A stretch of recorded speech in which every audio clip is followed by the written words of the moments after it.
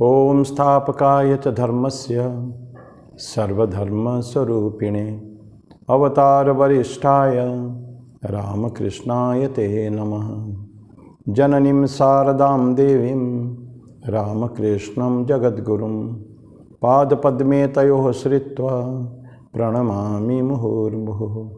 नमः श्रीयतिराजाय विवेकानंदसूरये सच्चित्सुखस्वरूपाय स्वामिने तापहारिणे। भगवान श्री रामकृष्ण देव, जगत जननी माँ शारदा जी और स्वामी जी को प्रणाम अर्पित करता हूँ। मेरे पूज्य गुरुदेव स्वामी भूतेशानंद जी महाराज को मैं प्रणाम अर्पित करता हूँ और आप सभी को भी मेरा प्रणाम। आज एक कहानी लेंगे, सब पुरानी कहानियाँ बट विथ ग्रेट मैसेजेस। ये कहानी अनेक बार मैं कह चुका हूँ, कई बार। मेरे को बहुत अच्छा लगता है कहानी। भगवान की कृपा के ऊपर है ये। ईश्वर प्रतिक्षण, ईश्वर के संतान हम हैं। ईश्वर की कृपा सभी के ऊपर बरस रही है। हम भोगते हैं अपना कर्म, तो उसी के आधारित ये कहानी है। एक बहुत पुरानी बात है। दासत्व प्रथा पहले थी, स्लेवरी सिस्टम, गुलामी की प्रथा। इस तरह के गुलाम था, उसका नाम था लुकमैन।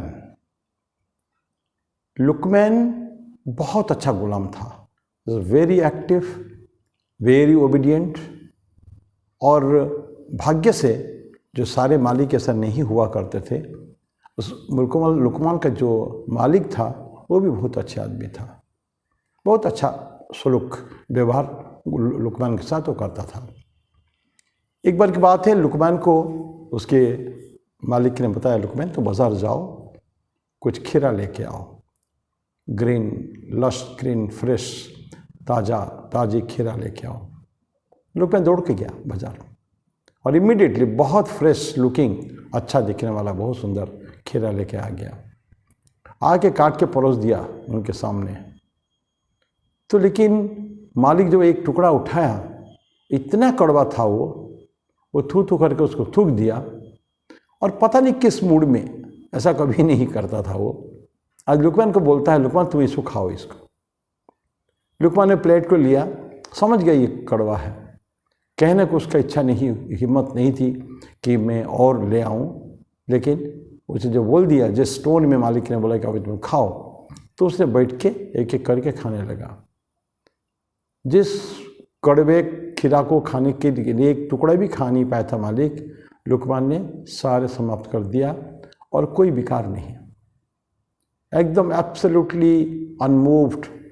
चेहरे में कोई परिवर्तन भी नहीं है कि जैसे हमको कोई खराब चीज़ खाने को मिलता है, हम हाथ मुँह से कोड़ते हैं, तो ऐसा कुछ नहीं हुआ उसका। एंड मालिक सबको देख रहा था, कामली, शांत से देख रहा था कैसे लुकमान खीरा को खाए जा रहा है और कोई विकार भी नहीं है। सब खाने के बाद मालिक उसका पूछता है, लुकमान तुम मेरे को ये बताओ, जो खीरा इतना कड़वा है, मैं उसको टच भी नहीं कर पाया, तुम इसको कितने आराम से खा गए, कैसे कर गए तुम? लुकमान को बहुत सुंदर उत्तर देता है कि मालिक, मेरे को याद आया कि जीवन में आपने मेरे को कितनी अच्छी अच्छी वस्तुएं खाने को दिए हैं। बहुत अनेकों बार मैं आपके लिए बनाता हूँ तो मैं भी खाता हूँ, आपने मेरे को खाने के लिए दिया है अत्यंत प्यार के साथ। और सारा जीवन इतने अच्छे चीज़ खाने के बाद, अच्छी अच्छी वस्तुएं खाने के बाद, आज एक बार आपने मेरे को एक कड़वी वस्तु दे दिया, उसके लिए मैं उसको फेंक दूँ? उतने ही प्यार के साथ खाया जितने प्यार के साथ मैं ग्रहण करता था आपके दिए हुए मधुर वस्तुएं। तो इस बात को सुन के मालिक अचंभे में पड़ गया, आश्चर्यचकित हो गया और मन में उसके एक सीख मिली, एक लेसन उसको मिला।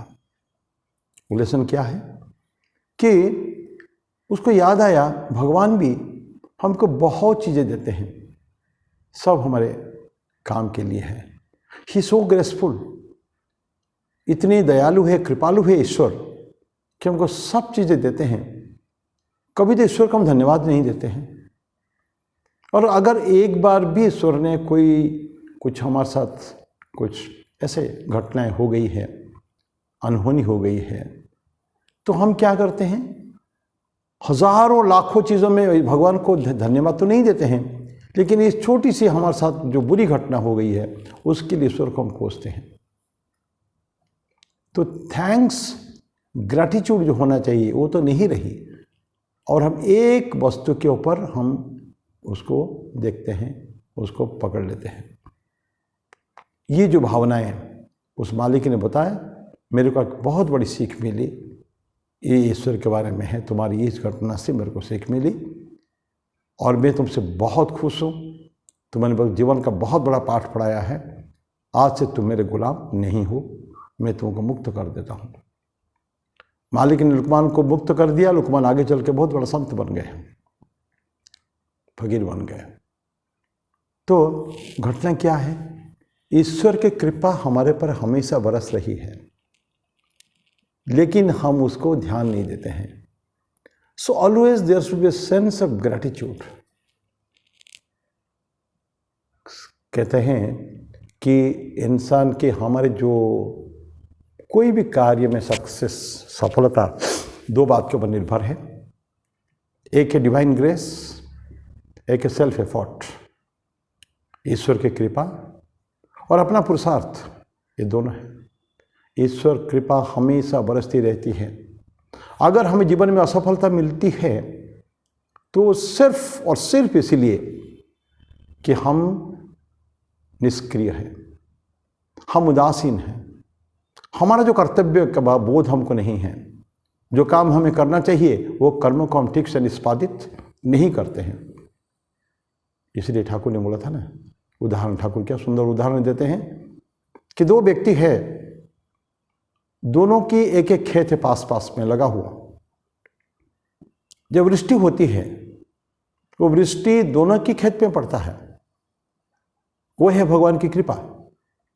लेकिन दोनों खेत में बराबर फसल नहीं उगते हैं। कारण कि एक खेत में उस किसान ने बहुत मेहनत किया है, हल चलाया है, बीज बोया है, जितने कर्तव्य उसको करना था कृषि संबंधित उसने सब किया, तो निश्चित रूप से उसको फल उतना ही मिलेगा, अच्छा मिलेगा।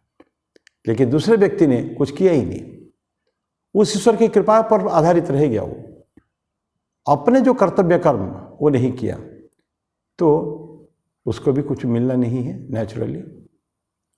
तो हमको अपने कर्म में कभी विमुख नहीं होना चाहिए, लेकिन ईश्वर कृपा को भी हम प्रतिक्षण हमको एक ग्रैटिट्यूड, धन्यवाद का बोध हम देना चाहिए, धन्यवाद बोध होना चाहिए। ईश्वर को धन्यवाद दें, प्रभु तुम्हारी कृपा से हमको मिल रहा है।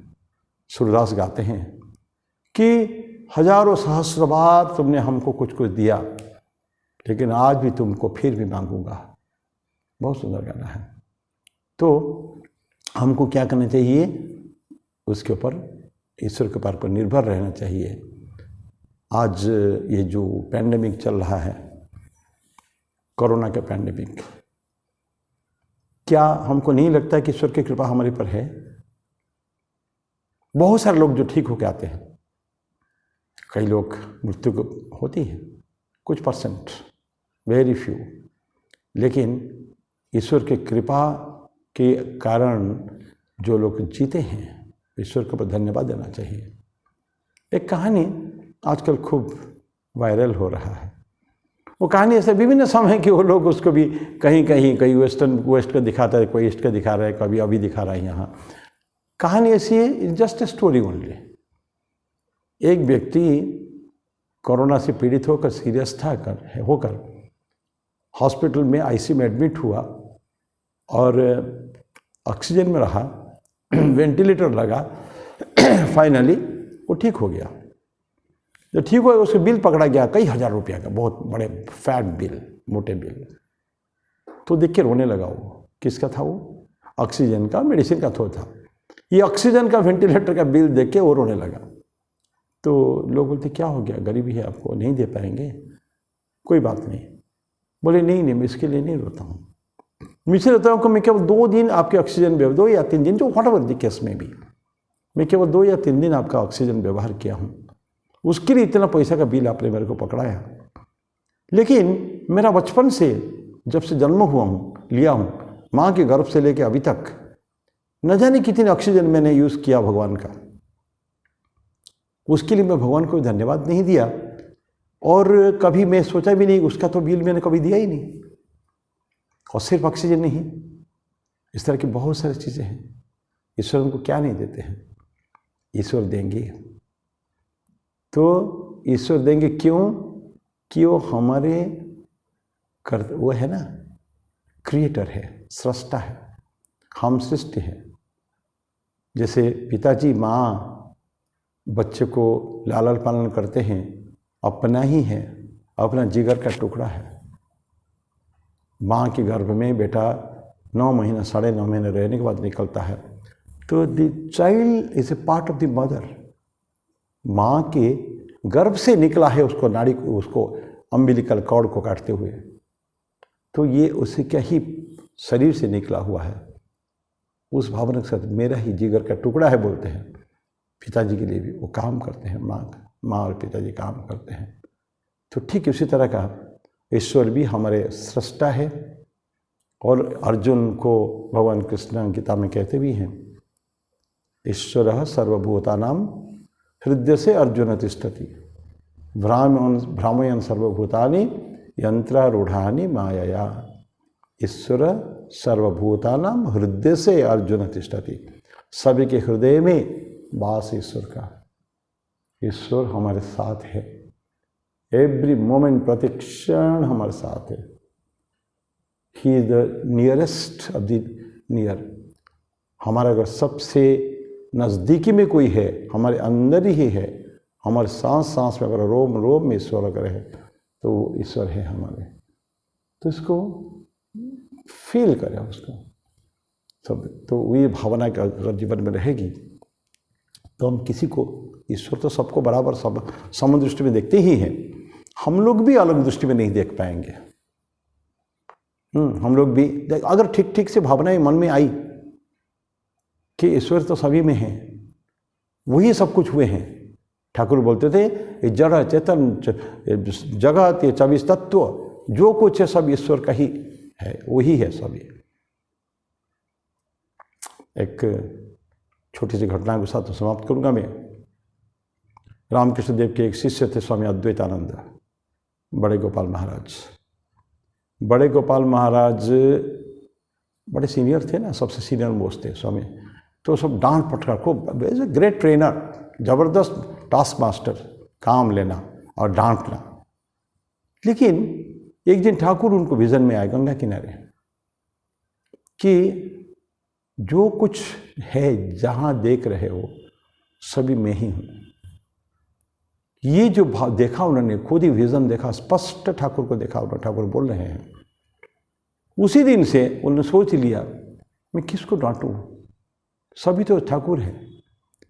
तो ठाकुर के केवल अलग अलग अभिव्यक्तियाँ हैं, मैनिफेस्टेशन से, उनके रूप केवल अलग है। तो डांटने का मेरे किसी को अधिकार नहीं है। और उसी दिन से एकदम उनमें परिवर्तन आ गया। तो ये जो भावनाएं ईश्वर हमारे बीच में हैं, ये आ जाना चाहिए। जब आ जाएगा, हम देखेंगे ऑटोमेटिकली ये होल हमारा एक जो एटीट्यूड ही बदल जाएगा, हमारा काम करने की शैली बदल जाएगी, हमारी मनोस्थिति बदल जाएगी, दूसरे के प्रति हमारी भावनाएं बदल जाएंगी। तो ऐसे ईश्वर की कृपा है। तो ये आज जो लुकमान की कहानी से मैंने शुरू किया, लेकिन ध्यान रखें, ये सारे हमारे जीवन से जुड़े हुए हैं एकदम। प्रत्येक हमारे लाइफ के लिए ये भावनाएं हमारे जीवन का एक अंग है। और अगर हम उसको फील कर लें, तो फिर हम देखें कि हमारा जीवन ही उन्नत हो जाएगा। तो आज मैं ही समाप्त करता हूँ।